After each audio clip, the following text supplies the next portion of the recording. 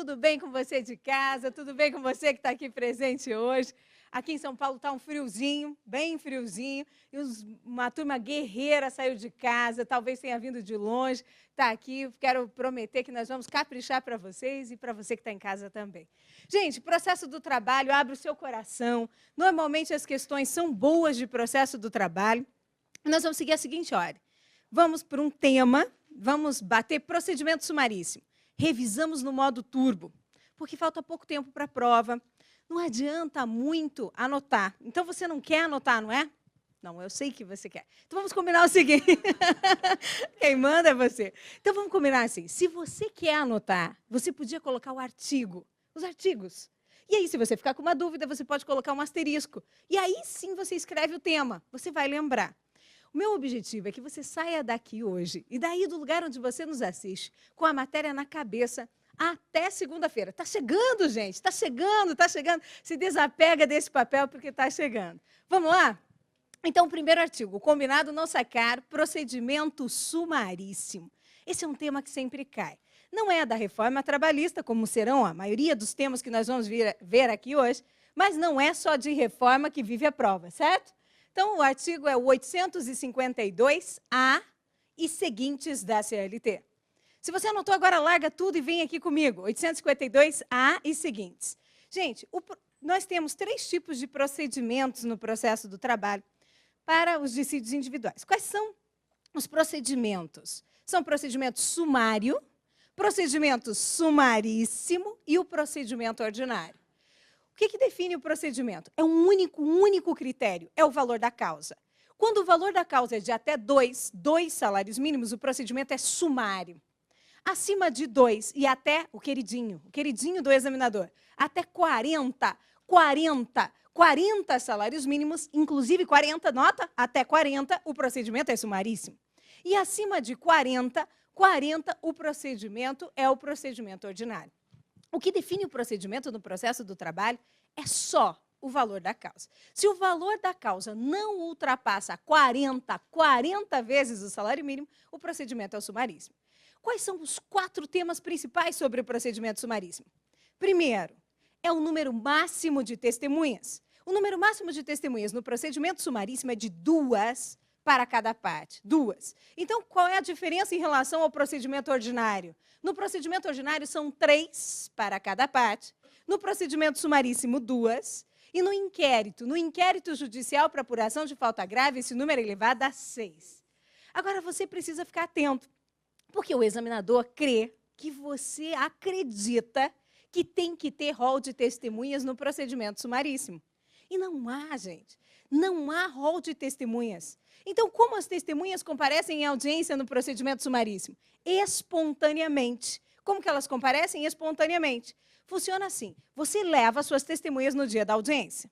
E se no dia da audiência, elas ousadas, abusadas, não comparecerem? Não compareceu. Jurou, prometeu que iria comparecer e não veio no horário marcado. O que vai acontecer, então? Então, se, mediante prova do convite, o juiz vai intimar a testemunha. Tem que ter prova do convite. Carta com aviso de recebimento, um telegrama. Você tem que ter uma forma de comprovar que você convidou a testemunha e ela, ousada, abusada, não compareceu. Agora, e se, depois de intimada, então você comprovou o convite e ela não compareceu? Depois de intimada, se ela não comparecer, mais uma vez, aí o juiz vai designar a terceira audiência. E agora ela vai comparecer. Vai comparecer, vai comparecer. Vai comparecer por quê? Porque o juiz vai determinar a sua condução coercitiva. O oficial de justiça vai se certificar de que a testemunha estará presente no dia da audiência. Então, observe as 3 etapas. Comparece espontaneamente. Responda mentalmente. Depois eu vou te perguntar, tem rol de testemunhas? Rol? Não, rol não. Comparece espontaneamente. Se não comparecer, aí vem o quê? Intimação mediante prova do convite. E se, comprovado o convite, a testemunha, então, for intimada e não comparecer, aí que vem condução coercitiva. Então, espontaneamente, intimação, condução coercitiva. Qual é a pegadinha? Tem uma pegadinha, sempre tem. A pegadinha da prova é a seguinte: e se a testemunha, veja se é correto afirmar, que a testemunha não compareceu em audiência, depois de comprovado o convite, o juiz determina a sua condução coercitiva. Certo ou errado? Comprovado o convite, se a não precisa responder, que vai que você erra, responde mentalmente, só assim. Então, ó, comprovado o convite, se a testemunha não comparecer, o juiz determina a sua condução coercitiva. Não, por quê? Espontaneamente, depois, mediante prova do convite, vem a... É aqui que você tem que marcar o passo. Vem a intimação. E se intimada, ela ainda assim não comparecer, aí é que vem a condução coercitiva. Perfeito. São 4 coisas sobre o procedimento sumaríssimo. Segunda, a audiência no procedimento sumaríssimo é uma audiência una. Você precisa sentir a audiência una. A audiência una é aquela em que tudo, inclusive a sentença, vai ocorrer em uma única data. Ariana, já vi que não é assim na prática. Sinta para a prova. Sente alguma coisa? Para a prova, aquela audiência una, tudo vai acontecer em uma única data. Certo? E qual o prazo máximo para que a causa seja apreciada no procedimento sumaríssimo? 15 dias. Quando foi na vida que você ouviu falar, que alguém falou que uma causa foi apreciada em 15 dias? Esse é o típico caso que, se você for por sua experiência de vida, você erra. É questão de prova. É verdade. Então, qual o prazo máximo para que a causa seja apreciada? 15. 15 dias. 15 dias. Guarde isso. Só que eu quero que você visualize. Funciona assim, ó. Ajuizada a reclamação, consegue me acompanhar mentalmente? Ajuizada a reclamação, ela é distribuída para uma das varas do trabalho. Chegou na vara, foi distribuída para essa vara. Quando chega na vara do trabalho, automaticamente, ele quem? O juiz? Não, o servidor. Ele encaminha uma notificação para que a parte compareça em audiência. E a audiência no procedimento sumaríssimo? A audiência no procedimento sumaríssimo é una. Ou seja, nessa data vai ser proferido o quê? A sentença. Isso significa que desde a data do ajuizamento da ação, para você visualizar, até a data da audiência, onde vai ser proferida a sentença, tem que decorrer no máximo quantos dias? 15 dias. Visualizou? Essa foi a segunda dica de sumaríssimo. Terceira dica. Tem citação por edital no procedimento sumaríssimo? Perfeito. Não há. Aqui o pessoal já estudou. Não há citação por edital no procedimento sumaríssimo. Isso resolve questões de prova. No procedimento sumaríssimo, a notificação tem que ser via postal. Via postal. E o último, tem prova pericial no procedimento sumaríssimo? Tem, sim, senhor. O que acontece? O examinador diz assim, no procedimento sumaríssimo não pode acontecer a prova pericial porque tornaria a causa muito complexa e então ela teria que tramitar pelo procedimento ordinário. Está querendo confundi-lo. Isso não existe. Tem prova pericial no procedimento sumaríssimo? Sim. Seja firme nisso. Sim, tem sim. Senão ele engana a gente. E aí um detalhe. A prova pericial vai ser produzida em 2 casos. Quando decorrer de uma exigência da lei, a lei mandou, adicional de insalubridade, adicional de periculosidade. Ou então quando necessária para a prova do fato. Se você alega uma doença, desenvolvida uma doença, como é que o juiz vai saber que você... Imagine que você trabalha numa montadora e faz esse movimento das 8 às 12. Esse movimento. Aí depois dá um intervalo de 1 hora para o almoço e volta. Às 13 e vai até às 17 com esse movimento. Baixado assim. Gente, o que vai acontecer é que esse ombro vai estragar. Se fosse antigamente, trocava esse, dispensava, jogava fora esse empregado com esse ombro e simplesmente assim contratava outro. Mas não é assim, não é? Ele ajuiza uma reclamação, pede uma indenização, dizendo não havia rodízio, não havia micropausa, não tinha ginástica laboral, nada. Ele tinha que fazer esse movimento até que, em razão do trabalho, o ombro ficou doente. Como é que o juiz vai saber que esse ombro ficou doente? Vejo que está doente. Vejo que é por causa do trabalho? Não tem como. Então, tem que ser produzida a prova pericial. Isso quer dizer que vamos ter prova pericial quando a lei mandar, a lei mandou, está na lei. Ou então, quando exigida para a prova do fato, da doença, por exemplo. Gente, cá entre nós, nas mesmas hipóteses do procedimento ordinário. Nas mesmas hipóteses. E aí um detalhe importante. Olha a pergunta de prova. Quando o juiz nomeia o perito, concorda? E o perito, ele vai apresentar o seu laudo pericial. As partes têm o direito de se manifestar com relação a esse laudo pericial. Qual é o prazo? Ó, questão ruim. Examinador é espírito bom ou espírito ruim? Espírito ruim. Consenso aqui. Devagar, é um consenso. O que acontece é o seguinte, qual é o prazo que as partes têm para se manifestar quanto ao laudo pericial no procedimento sumaríssimo? O prazo é comum de 5 dias. Comum de 5 dias. Vimos 4 coisas importantes. Agora quero ver se você lembra. Posso repassar? Larga o que você está fazendo, minha gente. Está chegando. Então, quer dizer que sábado, domingo, acabou. Segunda-feira você está livre para se aprisionar. Se Deus quiser, você vai estar livre para se aprisionar na segunda fase, que seja uma loucura de segunda fase. Sabe aquela loucura? Você passou e agora aquela correria, estudar e cronograma de estudos, que seja livre para ficar preso com a gente até o dia da prova de segunda fase. Gente, olha só. Procedimento sumaríssimo. Então, larga o que você está fazendo e topa responder sim ou não, mesmo aí em casa. O procedimento sumaríssimo aplica-se às causas cujo valor esteja acima de 2 e não ultrapasse a 60 salários mínimos. Não, quantos? 40 salários mínimos. No procedimento sumaríssimo não há citação por edital. Perfeito, não há citação por edital. No procedimento sumaríssimo não há prova pericial, porque tornaria a causa muito complexa e por isso ela teria que tramitar pelo procedimento ordinário. Não. Tem prova pericial? Tem, sim, senhor. Tem prova pericial nas mesmas hipóteses do procedimento ordinário? Sim, perfeito. No procedimento sumaríssimo, as partes têm o direito de se manifestar no prazo comum de 8 dias quanto ao laudo pericial. Prazo comum de quantos dias? 5 dias. O número máximo de testemunhas no procedimento sumaríssimo é de 3, tal como no procedimento ordinário. Não, o número máximo de testemunhas é de 2. E a causa deve ser apreciada no prazo máximo de 45 dias no procedimento sumaríssimo? Não, no prazo máximo de 15 dias no procedimento sumaríssimo. Perfeito, pessoal. Começamos bem. Agora também deve cair na nossa prova reforma trabalhista? Ou vai cair reforma trabalhista. Vai cair, o examinador tende a cobrar. Então, olha só, agora serão dicas rápidas sobre a reforma para abrangermos vários temas. Melhor, um pressentimento bateu aqui. Posso me antecipar no momento pressentimento? Algo muito forte bateu aqui. Gente, existem 2 alterações. O plano não era esse, mas vamos alterar. Existem 2 alterações no processo do trabalho que ocorreram depois da reforma trabalhista. Poxa, não para de mudar, né? Não é verdade? As mudanças são simples. Sabe, as mudanças da reforma, elas são impactantes no processo, mas elas são simples de aprender.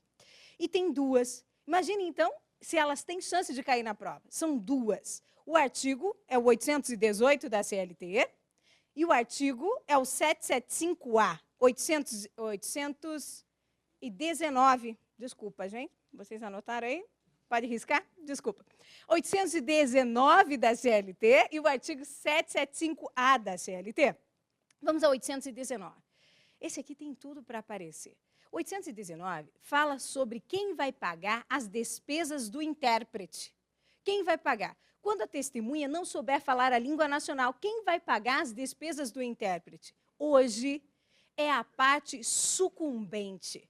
Hoje é a parte sucumbente na demanda, salvo ser beneficiária da justiça gratuita. O beneficiário da justiça gratuita vem sendo super responsável. Ele está livre de poucas coisas aqui no processo do trabalho. Poucas coisas. Na reta final, falamos um monte sobre o beneficiário da justiça gratuita. Mas aqui há uma coisa em que ele está livre. Ele, beneficiário da justiça gratuita, não arca com as despesas do intérprete. O beneficiário da justiça gratuita não o que mais? Vamos aproveitar? Ele não faz depósito recursal. Beneficiário da justiça gratuita não realiza depósito recursal. Outra coisa importante com relação ao beneficiário da justiça gratuita, ele não recolhe custas processuais, salvo em um caso. Salvo quando ele abusa do judiciário. Isso pode mudar, tem uma DIN tramitando, mas o que não interessa para você nesse momento, não vamos nos concentrar agora. O que vale para a prova é a seguinte: existe um caso em que o beneficiário da justiça gratuita paga custas. Eu falei sobre isso na reta final e nós combinamos que não íamos misturar as dicas, mas tem algumas que gritam, tem tudo para cair. E essa é uma delas. Se ajuizada a reclamação, bate comigo, raciocina aqui comigo. Ajuizada a reclamação trabalhista, ela é distribuída para uma das varas, confere? Quando chega na vara, automaticamente o juiz manda uma notificação para o reclamado?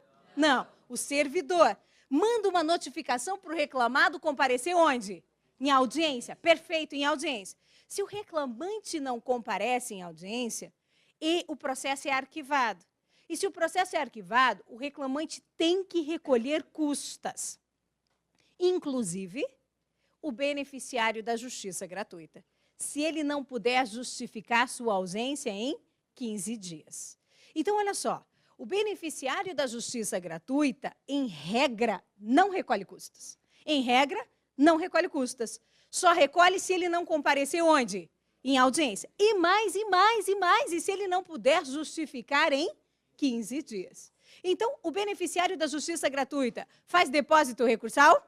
Não. O beneficiário da justiça gratuita arca com as despesas do intérprete? Não. O beneficiário da justiça gratuita... O que era outra coisa? Depósito? Recolhe custas processuais somente se ele não comparecer em audiência e não justificar em 15 dias. Provar em 15 dias que ele tinha um motivo justificável para não comparecer em audiência. Certo? Agora, quer saber o que o beneficiário da justiça gratuita tem que pagar agora? Vale revisar? Todo mundo aí viu o reta final? Porque o reta final foi dedicado a isso. Vai ser rápido, hein, gente? Topa? Então, vamos lá. O pessoal que estava aí no reto final está topando, então vamos lá. O que o beneficiário da justiça gratuita paga? Honorários advocatícios.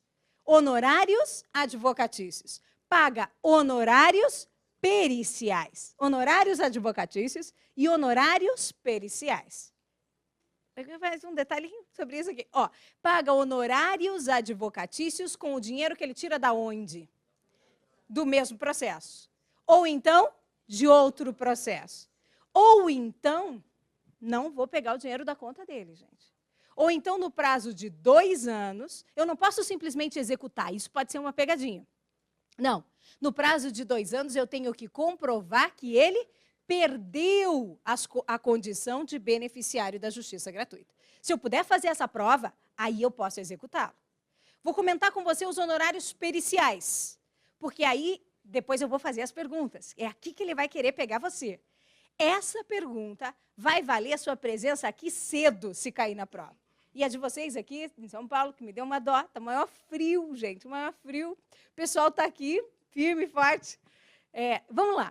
Os honorários do perito. Quem paga os honorários do perito é a parte sucumbente. O examinador perguntará, na demanda, Cruz, onde mais erram? Na perícia? Não. Paga os honorários do perito a parte sucumbente no pedido. E aí o nosso ponto, ainda que beneficiária da justiça gratuita ou salvo ser? Ainda que. Agora, paga com que dinheiro? Que tem na conta? Não. Com os créditos obtidos nesse processo ou em outro processo. Só que o perito, o advogado cobra. Não é habitual na Justiça do Trabalho, mas ele cobra antes. Ele cobra sobre o que a parte receber, enfim. Cobrar antes aqui não é habitual, mas, enfim, o perito não, ele vai receber ali. Eu quero que você associe a essa ideia. Se não tiver dinheiro nesse processo ou em outro processo, o perito precisa receber. Como é que o perito vai receber? A União vai pagar. Perfeito? Eu vou te perguntar essa coisa aqui que vai confundir 2 anos, o que é 2 anos? Honorários advocatícios, e o que é honorários periciais que a União paga. Posso perguntar? Larga o que você está fazendo, gente. Larga o que você está fazendo. Primeira coisa, o beneficiário da justiça gratuita faz depósito recursal? Não. Perfeito, vamos tudo. O beneficiário da justiça gratuita, em regra, recolhe custas processuais? Não. E se o reclamante não comparecer em audiência e não justificar em 15 dias? O reclamante recolhe custas processuais? Sim. O beneficiário da justiça gratuita, ele arca com as despesas do intérprete? Essa aqui é a principal. Ele arca com as despesas do intérprete, fala com raiva. Sim ou não? Não. Perfeito. Ele paga honorários advocatícios? Sim. Paga com os créditos obtidos nesse processo ou em outro processo? Ou a União paga? Não, a União paga os do perito. Eu pago, os honorários do perito serão pagos pela parte sucumbente no pedido com os créditos obtidos nesse processo ou em outro processo. E se não tiver crédito nesse processo ou em outro processo, então quem é que vai pagar? A União. Então, a União paga os honorários do perito. Perfeito? Ótimo. A segunda dica sobre o que aconteceu depois da reforma, o que mudou depois da reforma, foi o 775A da CLT. 775A. Gente, na verdade, ele veio para prever o mesmo que o processo civil e que já se aplicava no processo do trabalho. O CAPT trazia uma regra nova, já com a reforma, que é assim, os prazos no processo do trabalho contam-se em dias úteis, o 775. Os prazos contam-se em dias úteis. Qual é a alternativa errada? É quando ele coloca na prova que os prazos são contínuos. Esteja de olho, o que é o oposto de contagem de prazos em dias úteis? É prazos contínuos. Isso é errado. Tem que deixar o olho preparado, programado, para identificar essa alternativa incorreta. Agora, o 775A, ele diz o seguinte, ele prevê as férias dos advogados. Justo, não é, gente? Todos nós aqui achamos justíssimo. As férias dos advogados, que vai do dia 20 de dezembro ao dia 20 de janeiro. Por que esse período é o de férias dos advogados? Porque 3 coisas não vão acontecer nesse período. 3 coisas não vão acontecer. Quais são as tais 3 coisas? Não vai haver audiências, aí estamos de férias. Não vai haver sessão de julgamento, férias. E vai ocorrer a suspensão dos prazos processuais, férias dos advogados. Só que esse período coexiste, convive com o recesso da Justiça do Trabalho. Como que é o recesso da Justiça do Trabalho? Vai do dia 20 de dezembro ao dia 6 de janeiro. Durante esse período, todos estão de folga e a Justiça funciona sob a forma de plantão. Juízes, membros do Ministério Público, servidores, Defensoria Pública, todos estão em casa para o recesso e ela funciona sob a forma de plantão. No dia 7, se for dia útil, todo mundo volta a trabalhar, menos quem? Menos os advogados. Por quê? Então, os juízes voltam a trabalhar, os membros do Ministério Público, da Advocacia Pública, da Defensoria Pública, todos voltam a trabalhar. Só que os advogados não podem continuar de férias, porque até o dia 20 de janeiro não vai haver audiência, não vai haver sessão de julgamento e não vai haver, e vai acontecer a suspensão dos prazos processuais. Perguntando para você, responda para mim, os prazos no processo do trabalho contam-se de forma contínua e irrelevável? Cruz, são contados em dias úteis. O recesso da Justiça do Trabalho vai do dia, faz um esforço aqui que é fácil de esquecer, vai do 20 de dezembro até o dia 6 de janeiro. Aproveitando aqui essa pegadinha, aí as férias dos advogados vai até o dia 20 de janeiro. Então, o recesso da Justiça do Trabalho, minha gente, vai do dia 20 de dezembro até o dia 6 de janeiro. A Justiça funciona sob a forma de plantão. No dia 7, se for dia útil, todo mundo volta a trabalhar, menos quem?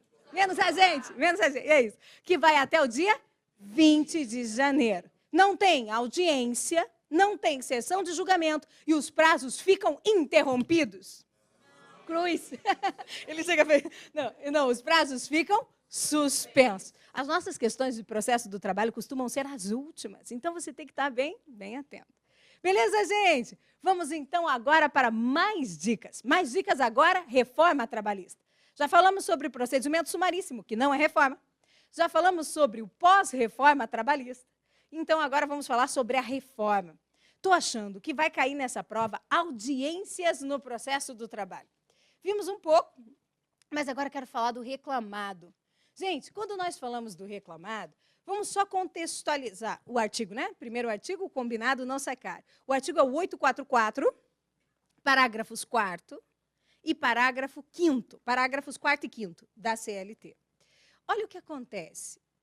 Coloca mais um aí. 843, parágrafo 3º da CLT.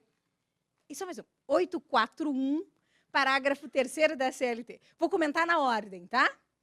Então, olha só, o 844, parágrafos 4º e 5º, são os principais. Olha o que ele diz. Só para contextualizar, você me ajuda. Gente, a repetição é a especialidade da casa. A pessoa fica melhor quanto mais repete. Não é verdade? Os especialistas, ou eu tentando convencer você a se animar aí essa hora da manhã. Olha só. A juizada da reclamação trabalhista, ela é distribuída para onde? Para uma das varas. Quando chega nessa vara, automaticamente ele quem? O servidor, encaminha uma notificação para as partes comparecerem em audiência. Perfeito. Audiência, una, é como ela foi criada para ser. Aí o que acontece? De novo, uma foto boa que é sempre assim, uma foto torta. Olha só, sempre. Cara, obrigada. Aí, olha só. Gente, incrível a capacidade da pessoa sair torta. Bom, aí quando o reclamado não comparece em audiência, se o reclamado não comparece, vai ocorrer a revelia e a confissão quanto à matéria de fato. Aqui, o examinador é espírito bom ou ruim? Ruim, gente. E nessa questão, eu tenho péssimas memórias dessa questão na prova. Ele já fez maldade aqui. Porque o que acontece? Quando chega na hora da prova, qual é a pegadinha que ele faz? Ele diz assim, se o reclamado não comparecer em audiência, ele é revel e confesso quanto a toda e qualquer matéria. Falso. Ele é revel e confesso quanto à matéria de fato e de direito. Falso. Ele só pode ser revel e confesso quanto à matéria de fato. Você tem que estar com o olho treinado, programado para isso. Vou te explicar por quê. Quando ele é revel e confesso quanto à matéria de fato e de direito, eu vou presumir verdadeiros os fatos e a matéria de direito alegada pelo reclamante. Quer ver? Imagine que o reclamante alegue que fazia 2 horas extras por dia e que na Constituição está previsto um adicional de 70% para as horas extras. Nós sabemos que o adicional é de quantos por cento? 50. Perfeito, é 50. Se eu considerar o reclamado revel e confesso quanto à matéria de fato, eu vou presumir que ele fazia, que os fatos eram verdadeiros. Quais são os fatos? Fazia 2 horas extras. Mas se eu considerar verdadeira também a matéria de direito, isso quer dizer o absurdo de considerar que é verdade que o adicional de horas extras da Constituição é de quantos por cento? 70, só porque o reclamado não compareceu em audiência. Concorda que isso não é possível? Então, o examinador nos pega distraídos na hora da prova. É aqui que nós temos que tomar cuidado. Quero ver, então, o que você tem que reconhecer a princípio. Se o reclamado não comparecer em audiência, ele é considerado revel e confesso quanto à matéria de fato. Perfeito. Quanto à matéria de fato e de direito? Não. Quanto a toda e qualquer matéria? Não. Essa questão caiu uma vez. Mas a segunda parte é que foi a pior. Se comparecer o advogado, o reclamado não veio, só veio o advogado. E ele trouxe defesa e documentos. Veja, nós estávamos considerando verdadeiro o fato alegado pelo reclamante, não estávamos? Que ele fazia 2 horas extras por dia? O reclamante estava satisfeito, bombando ali no processo, ponto para o reclamante. Só que compareceu na audiência o advogado. E ele tinha a defesa. E sabe o que mais ele tinha? Documentos, os cartões de ponto, que revelavam que o reclamante não fazia horas extras. Eu quero perguntar para você. Daí você não precisa responder, eu respondo. Só para você ir pensando. O juiz vai receber essa contestação e os documentos? Vai receber esses cartões de ponto que demonstram que o reclamante não fazia horas extras? Vai receber? Agora vai. Antes não. Isso já caiu na prova, no passado, e o examinador tinha dito que ele tinha que receber. Só que não era esse o entendimento, e eles tiveram que anular a questão. Hoje é plenamente válido. O examinador deve estar com esse rancor, louco para cobrar essa questão novamente, concorda? Quero ver agora. Ele teve que anular. Então, agora ele vai cobrar de novo. Quero ver você acertar. Se o reclamado não comparecer em audiência, vem aqui comigo que a matéria já está aí. Vamos só ter essa percepção. Se o reclamado não comparecer em audiência, ele é revel e confesso quanto à matéria de fato? De fato e de direito? Não. Toda e qualquer matéria? Não. Quanto à matéria de fato. E se comparecer em audiência, o reclamado, o advogado, munido de procuração, de defesa e de documentos, O juiz deve receber a defesa e os documentos? Deve receber a defesa e os documentos. Perfeito. O outro artigo que eu comentei com você, o 843, parágrafo 3º, é sobre o preposto. Gente, isso aqui foi uma lástima, uma pena, foi uma pena.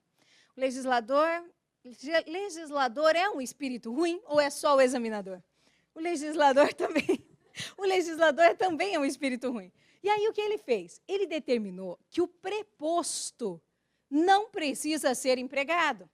O preposto não precisa ser empregado. Ariana, qual a maldade que há nisso? A maldade que há, gente, é o seguinte, hoje vai para a audiência, quem? Vão para a audiência 2 advogados. Sabe para que eu quero ouvir as partes? Não é para deixar elas falarem, não. O objetivo de ouvir a parte é para fazer as melhores perguntas possíveis. Aqui é para você tentar fazer perguntas que arranquem da parte respostas que sejam favoráveis para você. Eu quero arrancar da parte a confissão. Quando ela senta, o reclamante ou reclamado na frente do juiz, para responder as perguntas da outra parte, não vai ser um momento feliz. Não. Não vai ser, porque você, do outro lado, tentou fazer as melhores perguntas para que ele confesse, para que ele traga fatos contrários aos seus interesses e de conformidade com a outra parte, que ele confesse. Certo? Senhor reclamante, o senhor diz, esse reclamante está sentado ali na frente do juiz, o senhor diz para todos nós aqui que o senhor fazia 1 hora extra. Que horário terminava o seu trabalho? 18 horas. Terminava às 18, certo? O senhor fazia faculdade? Fazia. O senhor chegava na faculdade que horas? Que horas começavam as aulas? Às 19 horas. Qual era o tempo do trajeto até a faculdade? O tempo do trajeto era de 40 minutos. Quanto o senhor lanchava? Não, eu lanchava muito rapidinho. Sobrou só 10 minutos. Está vendo aqui? Já estou fazendo perguntas. Não é um momento feliz, nem confortável. Eu quero fazer as melhores perguntas para arrancar dele. É verdade, concorda? O senhor reprovou por falta durante todo esse período? E aí eu vou fazendo perguntas para extrair dele a verdade. Você está no escritório planejando as melhores perguntas possíveis para arrancar dele a verdade. Pense que o mesmo ocorre com o reclamado, concorda? Chega o reclamado e eu vou perguntar para o reclamado. Senhor reclamado, o reclamante trabalhava no setor que recebia o carregamento de matéria-prima. Que horas que chegava o caminhão? O caminhão tinha que chegar às 18. Mas o caminhão passava... Tem zonas na cidade, acho que aqui em São Paulo vocês devem saber isso, que caminhão não pode circular na cidade. Então ele podia circular na cidade só depois de que horário? E aí eu começo a fazer perguntas, para deixar claro que o caminhão só podia chegar na empresa depois das 19, então está comprovado as horas extras. A ideia é a seguinte, só que o preposto tinha que ser empregado da empresa. Não podia ser um outro advogado. O preposto que é empregado, ele não estudou o processo, não sabe as consequências das suas respostas, a não ser que ele fosse um empregado advogado. Então, o que acontecia é que chegava o preposto no lugar do dono da empresa. Sempre pergunto para o preposto, como que é o seu nome? Chegou ele diz João, eu digo não. Se fosse aqui, eu diria, não, hoje você se chama Renato Saraiva. Por quê? Para ele se sentir. O preposto é o dono da empresa naquele momento. Que sai da boca dele é como se estivesse saindo da boca do próprio dono da empresa. Só que agora ele pode ser um outro advogado, gente. Se ele pode ser um outro advogado ou o contador, ele estudou o processo, ele sabe as consequências do processo. Isso foi uma pena. Consegue sentir? Se eu ver qualquer um de vocês aqui no dia da audiência como preposto, eu não quero ouvir. Perda de tempo. Para que eu vou fazer perguntas para vocês? Mentir. Eu sei, vão mentir, irmão, eu sei como são. Vão mentir. A verdade é essa, não é? Ou vocês que estão em casa, que o Instagram aproxima a gente, que é uma coisa. Não quero fazer perguntas para vocês. Vocês querem fazer perguntas para mim? Eu sei quais são as consequências da pergunta que você faz. Por isso que foi uma pena.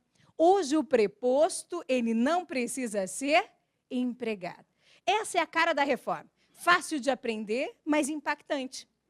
Certo? O último não da aula, para você não criar essa expectativa, o último da série que nós anotamos, 841, parágrafo 3º. A reforma previu um momento último, final, a partir do qual o reclamante pode desistir da reclamação sem o consentimento do reclamado. Quando que ela pode desistir sem o consentimento do reclamado? Até a apresentação da contestação. Qual que foi o detalhe? Ainda que eletronicamente enviada. Então, se a contestação foi enviada muito antes da audiência, mas já foi enviada, eletronicamente. Ele não pode mais, reclamante, desistir sem o consentimento do reclamado. Perfeito até aqui? Posso fazer umas perguntas para você, dar uma animada? Botar a alma dentro do corpo, gente. Colocar a alma dentro do corpo. Hoje o dia vai ser longo. É fácil ver quando a alma da pessoa saiu de dentro do corpo. Sabe como é? É porque ela fica assim, concentradíssima. Tá aqui. E a mente? E a mente? A mente, gente. Sabe Deus onde foi parar a mente. Mas ela estava ali, ouvindo, né? Ela estava ali. O preposto precisa ser empregado da empresa ou não precisa? Não precisa. Tem certeza? Sim, não precisa. Crueldade da reforma. A desistência pode acontecer com a concordância somente com a concordância do reclamado? Não. Somente, eu não dependo da concordância do reclamado até que momento? Apresentação da contestação. Ainda que eletronicamente. Vou fazer uma pergunta do passado. Posso fazer? Número máximo de testemunhas no procedimento sumaríssimo? 2. O reclamado não compareceu em audiência? Ele é o quê?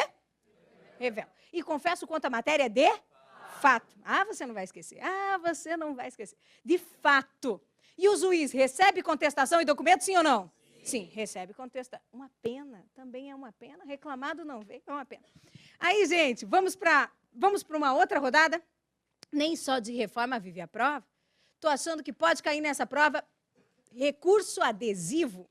Esse vai ser rápido e aí voltamos com a reforma. Tudo bem? Recurso adesivo, súmula 283 do TST.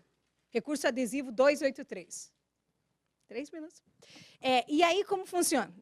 Asa está assim, sim, não atrase.